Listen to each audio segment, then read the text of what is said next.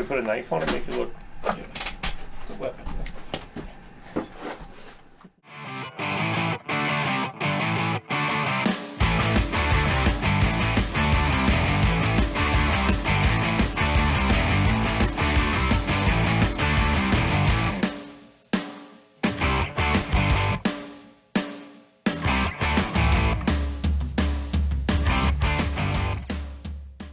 Hey guys, welcome back to the channel. Keith here, Jesse on the camera. Tonight, we got my cousin Brian in the shop.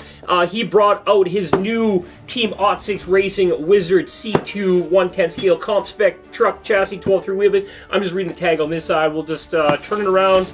Not a lot to see. These things don't have a lot of pizzazz when it comes to a box, but hey, we don't give a crap about the box. It goes in the burn pile. Did I tell you we live in the country? We can do that? Yeah, it goes in the burn pile. We get rid of that stuff around here pretty quick. So, you won't feel bad about burning this one. But inside, let's check out the goodness. Oh my goodness.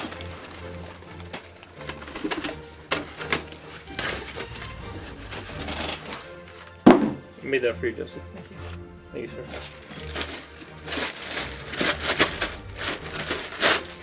Holy crap, is that ever shiny plastic? Wow.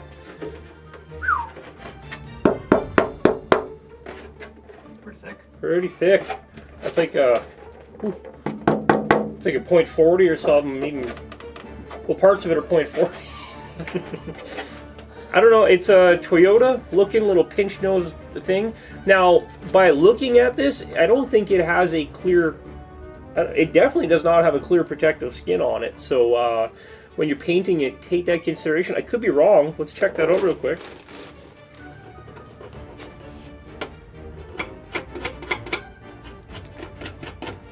So I'm not wrong. So first thing first, make sure you cover the mask the outside when you paint that one.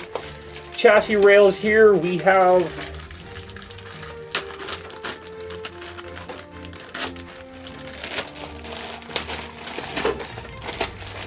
a nice carbon C2 WIZARD chassis rail, a 3mm carbon fiber rail, very nice piece.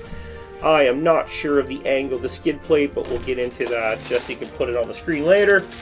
Thanks, Jesse.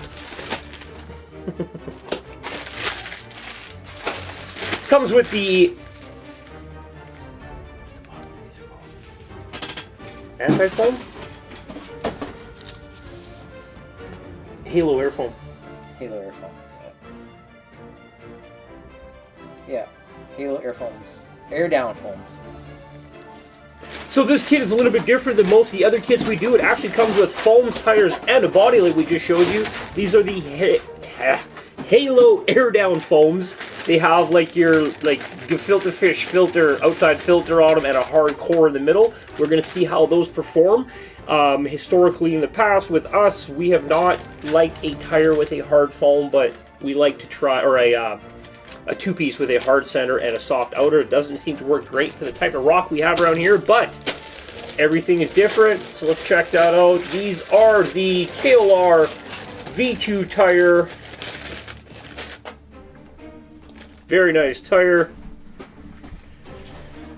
Comp-Spec 4.75, a red dot. I thought they were supposed to be gold dots.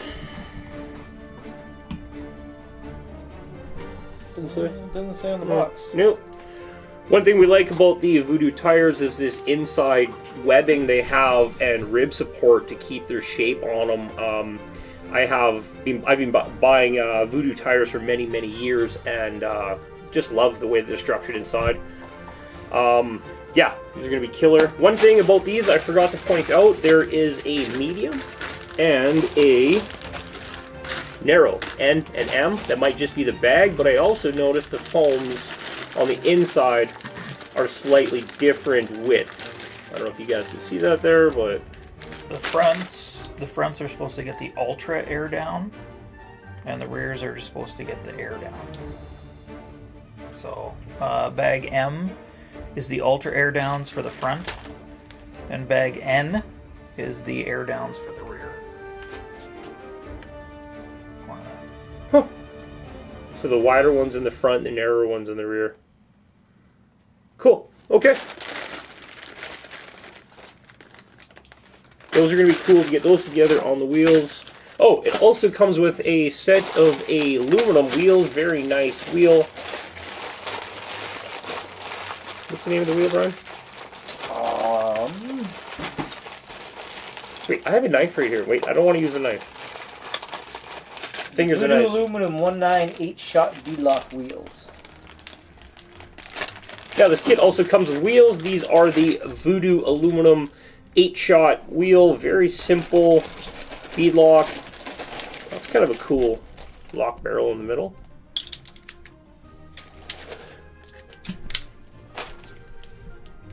Oh, nice.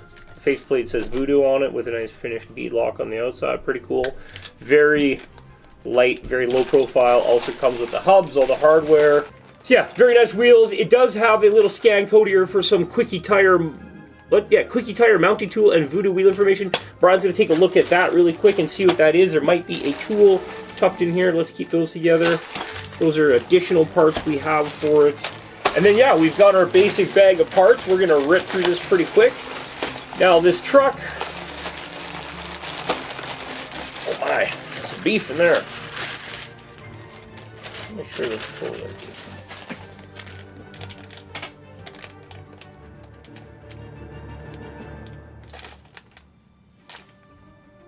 So I found the tire quick change melt-eye tool right there off the bat. That's pretty simple. That's pretty cool actually. So I just thread through the middle, boom, put those pins on, crank that down, put the other bolts in, done. Oh, yeah. Like, so, yeah. Like a tire press. Just like a tire press. So that's pretty cool. Cool. All stainless steel links, of course. Your Ravo type rod ends. Tiptoe around that lightly. Okay, so the axles for the WIZARD C2 are really nice. They come already fully assembled in the straight axle configuration. It does come with the parts to swap over to portals front or rear. Now, the cool thing about this truck is it maintains the same gear ratio with or without the portals. They're an equal drive. You don't get a 30% reduction when you go to portals on it, so you can run a portal in the front and a solid in the rear, or vice versa, which is very cool. It's going to open up a ton of options for it, and probably why they're sold out of these axles already across the board. But yeah, front, rear axle, really nice pieces. The truss is already built into it with the high mount on double mount position on it. A lot of them only have one. Yes. Yeah, really nice stuff. Comes with the 3 dry shafts because this truck is a front motor mount with a transfer case in the middle and then dry shafts out to the axles, so you get the 3 dry shafts. They're pretty heavy. Carbon fiber front battery plate with many strap mounts. Really nice billet transmission. Beauty. Hanger bearing for the rear.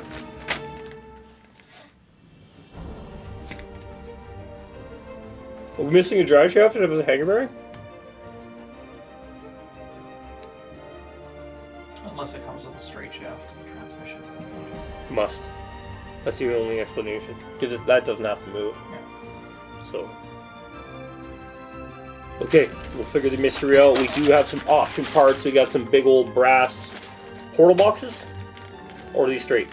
Those are the straight ones. Straight knuckles, yeah, with big old brass straight knuckles on it, and a aluminum behind the servo axle mount for it, because no, that's just an axle mount servo. It's not behind. They didn't offer in a behind, just an axle mounted servo. That's for the poise. yeah, Because the servo is mounted in the frame of the truck. Okay, so we're seeing a trend lately. A lot of these builds are going to the online manual. The manual for this build is online. You can print it if you want. My printer's 10 years old and it struggles for printing more than 10 sheets at a time. So we're just going to do it off the phone. So we're just going to kind of build this guy in stages. Jesse's going to follow along. I'm going to feed parts and instructions to Brian. Brian's going to bang it out. We're going to get this done in a couple of hours.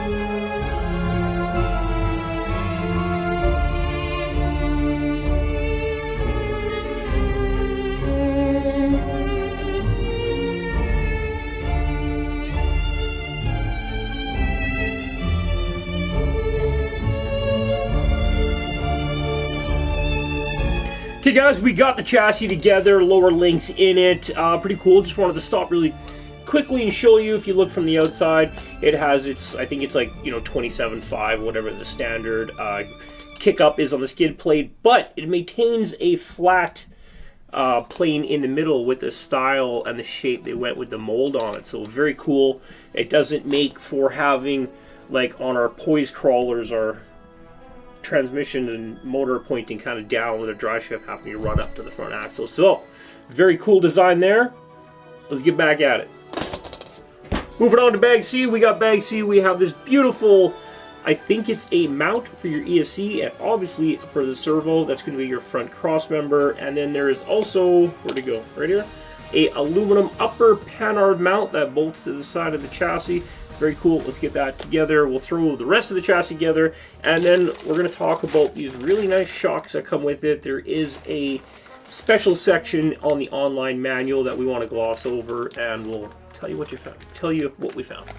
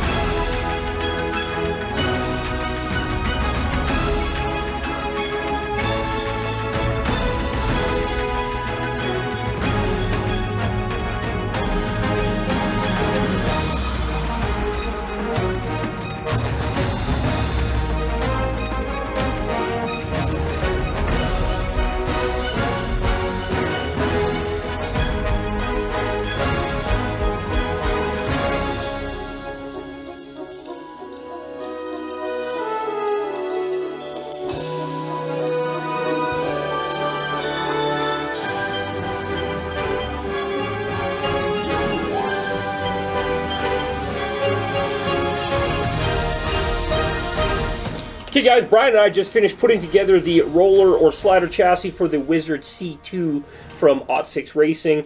Jesse just pointed out another cool design he noticed with the hanger bearing in the rear with the cool cutouts it has so the links can travel up really high. Maybe not on this truck, but if you're using it on maybe another build. So yeah, a lot of cool features in this guy. We're going to quickly get the front motor plate in. We'll talk about that, and transfer case in the middle, axles underneath it. We're almost in the home stretch of getting this guy into a roller. We'll get the wheels built, and we'll see you back here in just a few.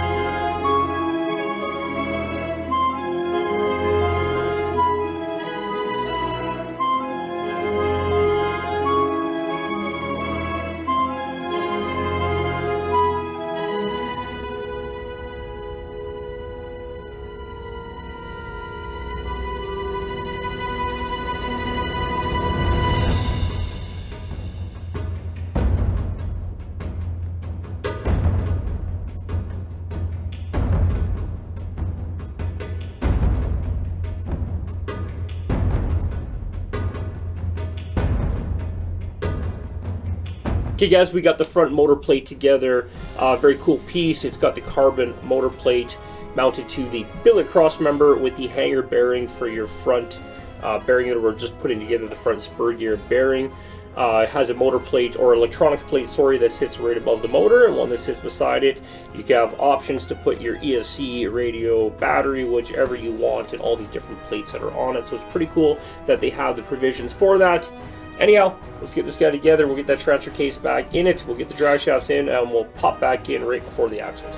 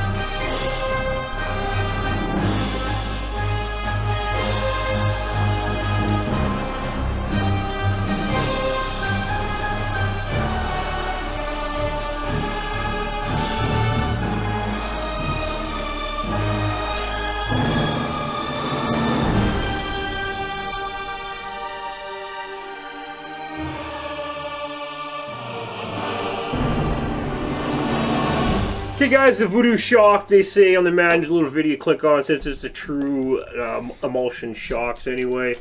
You want to always add a little bit of oil to it. These guys obviously had some oil in them during manufacture, so we don't have to worry about tearing up the seals, but there's nothing in them now. We drain them out just to be careful. Sure, we're putting 35 weight oil in them. Now we fill it up to the bottom of the thread line. Of course, you want to work it down to get all the air bubbles out. Once you get all the way down, work it a bunch, no bubbles, fill the oil to the bottom of the thread lines. It's a little bit past, so you can squeeze your bottle, put it in there, and actually draw a little bit out of it. And we'll go 2 more drops, get it to the thread line. Now these caps have a pocket in the top with the correct amount of air that is needed for the emulsion shocks. Apparently in the video it says. Anyhow, I'm just following what it said. Pop it together, let it go, and they feel butter. Now we're hoping they don't leak. There's a whole bunch of oil around the bottom of the shock. You want to make sure this bottom seal pack is tight on them all before you finish up and get them on the truck. Make sure everything is tight and locked down. Give them a good cleanup. Now I didn't green slime them. They were already put together in the bottom end. We're just going to run them and see how they go, and we'll update from there.